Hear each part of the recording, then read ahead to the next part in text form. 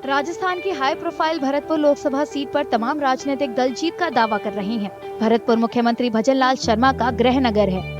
यहाँ राजस्थान की 11 दूसरी सीटों के साथ 19 अप्रैल को 2024 के आम चुनाव के पहले चरण में वोट डाले जाएंगे। कांग्रेस ने 25 साल की संजना जाटव को अपना उम्मीदवार बनाया है। वह हाल ही में हुए विधानसभा चुनाव में भरतपुर लोकसभा क्षेत्र के तहत आने वाली कठुमर सीट से बीजेपी के उम्मीदवार से सिर्फ 409 वोटों से चुनाव हारी थी। चुनाव प्रचार के दौरान वह वोटरों से समर्थन की अपील करते हुए कहती दिखी कि गरीब परिवार से आने के बावजूद उन्हें कांग्रेस की टॉप लीडरशिप ने भरतपुर से चुनाव लड़ने के लिए चुना है। अपनी जो पार्टी के जमात राहुल गांधी हैं, प्रियंका गांधी, सोनिया गांधी, खड़गे साहब और अपने पायलट साहब, गहलोत साहब, उन्होंने एक छोटी सी गरीब परिवार की बेटी है, तो ज्यादा कोई हो नहीं है, इतना कोई वो भी नहीं है। दोबारा मौका दिया, आपके भरोसे से दिया है, आपके भरोसे दिया, जनता जनार्दन के प्यार के भरोसे उम्मीद से मुझे दोबारा टिकट मिला है। विकास के नाम पे कोई चीज नहीं है, केवल अल्लाह चर्चा ये केवल पब्लिक के लिए बेनिफिट के लिए कोई नहीं है। किसान दुखी हैं, मजदूर दुखी हैं, बेरोजगार दुखी हैं, आम जनता दुखी है। इसलिए सब नाराज हैं और सब ने बना लिया है पब्लिक ने कि भाई अब को बीजेपी गवर्नमेंट को हटाना और कांग्रेस को लाना। वहीं बीजेपी ने बयाना के पूर्व सांसद रामस्वरूप कोली को उम्मीदवार बनाया है। कोली ने मौजूदा सांसद रंजिता कोली की जगह ली है, जिन्होंने भरतपुर में 2019 का चुनाव 3 लाख से ज्यादा वोटों से जीता था।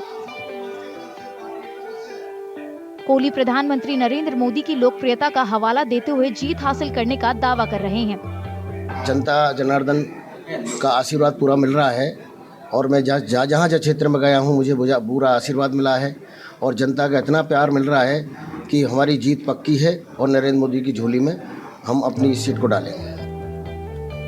भरतपुर के लगभग 21 लाख वोटरों में से 5 लाख से ज्यादा वोटर जाट समुदाय से हैं। इनका खास असर देखा जाता है। ये समुदाय सरकारी नौकरियों में आरक्षण की मांग कर रहा है। इस निर्वाचन क्षेत्र में अनुसूचित जाति समुदाय के मतदाताओं की भी अच्छी खासी संख्या है।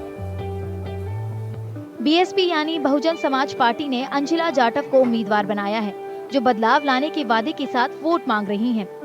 नेशनल पार्टी है, बीएसपी को सब जानते हैं, चाहे वो यूपी हो चाहे राजस्थान हो, बट यहाँ हमें आप लोगों की सपोर्ट की ज़रूरत है थोड़ा, कि आप आइए आगे हमारे साथ। अब मैंने पढ़ाई की है और मैं चाहती हूँ कि यहाँ की लड़कियाँ भी पढ़ें और भी लोग पढ़ के आगे निकलें।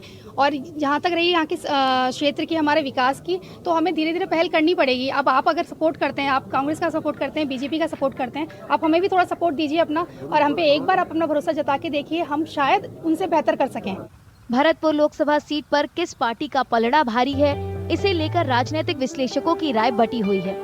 कुछ जानकारों का मानना है कि इलाके में विकास की कमी और बेरोजगारी जैसे मुद्दे चुनाव के दिन वोटरों पर असर नहीं डाल सकते, जबकि कई राजनीतिक विश्लेषक मानते हैं कि अगर कांग्रेस पार्टी अपनी अंदरूनी कलह को सुलझा ले तो वो जीत हासिल कर सकती है। विश्लेषकों का ये भी कहना है कि भरतपुर राजस्थान के वर्तमान मुख्यमंत्री का गृह जिला है, इसलिए यहाँ जीतना बीजेपी के लिए नाक का सवाल है। अभी लोकल जो इशू हैं, चाहे वो रोजगार का हो, इंडस्ट्री का हो, डेवलपमेंट का हो, वो अभी उभर कर नहीं आए हैं और मुझे लगता नहीं कि ये विषय उठाएंगे, क्योंकि विधानसभा चुनाव में भी जातिगत और धार्मिक स्तर पर ही जो है इशू बने थे और उसी से चुनाव हुआ था। लोकसभा चुनाव पूरी तरीके से मोदी जी पे और कांग्रेस के द्वारा स्थानीय कैंडिडेट की प्रोफाइल पर लड़ने का विषय सामने आ रहा है। कांग्रेस के पास लोकसभा में राजस्थान से वर्तमान में एक भी सीट नहीं है। इस बार जितनी भी सीट अगर कांग्रेस लाती है तो कांग्रेस को बढ़ोतरी वाली बात होगी।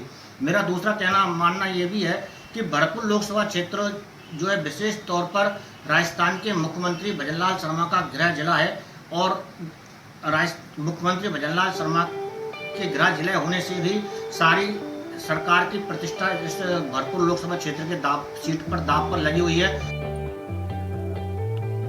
भरतपुर लोकसभा सीट पर जीत किसकी होगी, इसे लेकर इलाके के वोटरों की राय भी अलग अलग दिखती है। हम मोदी जी के काम को या भारतीय जनता पार्टी के काम को 10 में से 7 नंबर देंगे। 3 नंबर इसलिए कम करते हैं हम कि इनकी कुछ कमियां हैं, आर्थिक नीतियों में ये सफल नहीं है। वर्तमान में जो नेतृत्व चल रहा है उसकी बहुत सी पॉलिसियाँ बहुत अच्छी हैं।